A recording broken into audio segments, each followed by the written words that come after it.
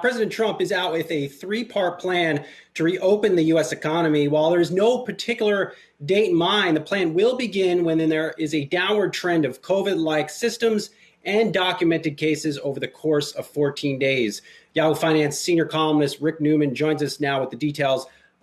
Rick, President got his plan, sort of, kind of, maybe. It's actually a little more serious than people might think, given the sort of hands-off, lackadaisical stance Trump has taken so far. So this phase 3 plan, you flicked at this, each state needs to have a downward rate of infections for 14 days in order to go from phase 1 to phase 2 to phase 3. But if there's a rebound in cases at any point in that 14-day window, well, you have to get to the point where the case rate starts to decline again, and then the 14-day window starts all over again. So if you get to day 13, but then you see an uptick in cases, you start all over again at the point you stabilize the cases and they start to go down. So that means that the fastest any state can get to phase 3, which is what would be starting to look like something normal. The fastest anybody can get there is 42 days. That's 3 14-day windows in a row. And that's if everything goes right and nothing goes wrong. So that is not May 1st. That's closer to June 1st. And again, that's if everything goes right and states feel like they're even ready to get started on this countdown. A lot of states are still seeing an increase in the case rates, Florida, Texas, some others. So this is telling us that even by President Trump's standard, it is going to be a while before we get back to anything looking like a reopened economy. Rick, what about in that 3-phase guideline that he's giving governors?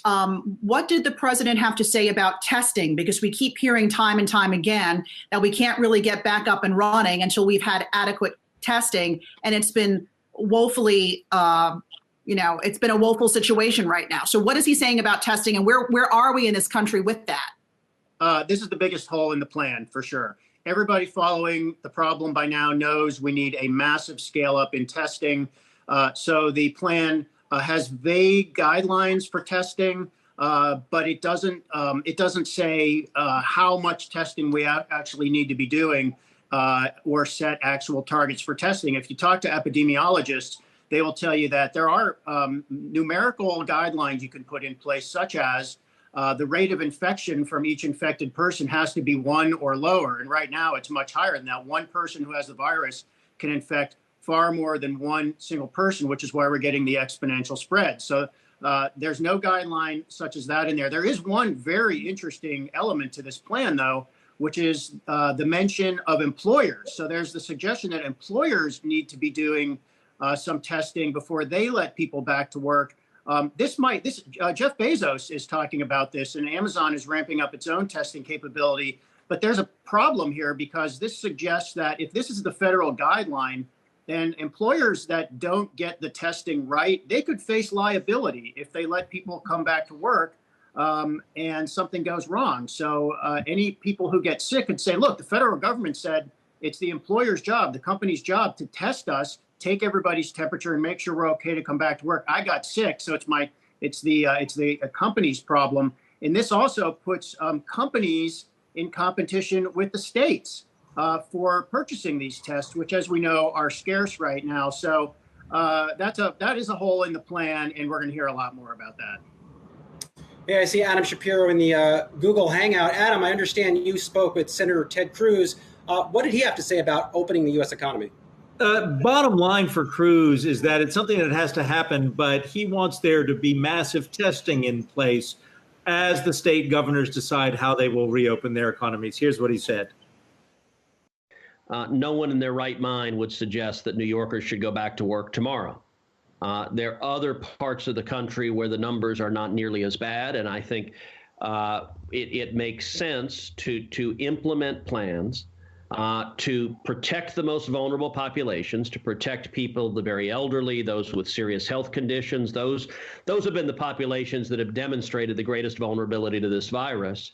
But at the same time, as much as possible, allow young, healthy people to go back to work and to do so in ways that are safe, maybe using PPE, using masks and gloves, maybe using social distancing. It's got to vary based on the circumstances on the ground.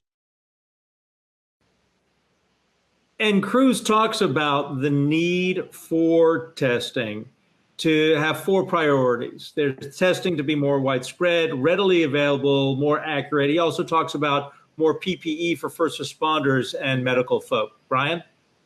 Hey, Adam, I want to jump in here. Did Ted Cruz say there's anything Congress can do to ramp up the testing? I mean, this is not something that there's been no funding for this in any of the bills so far, but there is this negotiation about what should be in the next stimulus bill coming soon. He did not, and I did not ask him specifically, would they provide funding for testing. We talked about funding for PPP and the $250 billion, and why stop there and not go to $1 trillion. But no, he did talk about the need he talked about ramping up the antibody test to 20 million a month, the production of that test.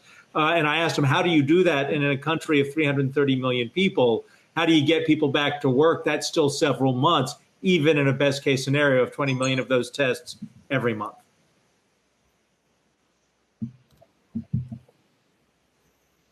Hey, Adam, real quick, Yes. Did he have anything to say about what lawmakers are doing to provide more funding for small businesses? Because we know that $350 billion stimulus money is now gone.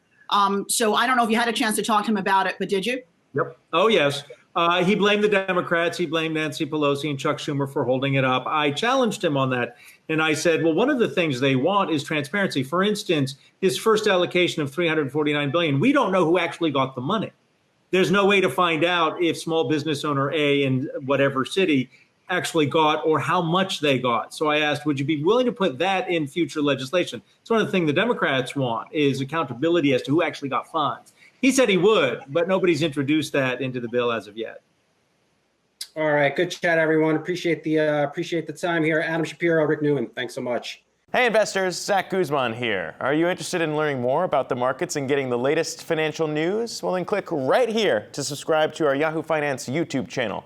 Get the latest up-to-the-minute market analysis, big interviews in the world of finance, and information on how to manage your money every day wherever you are.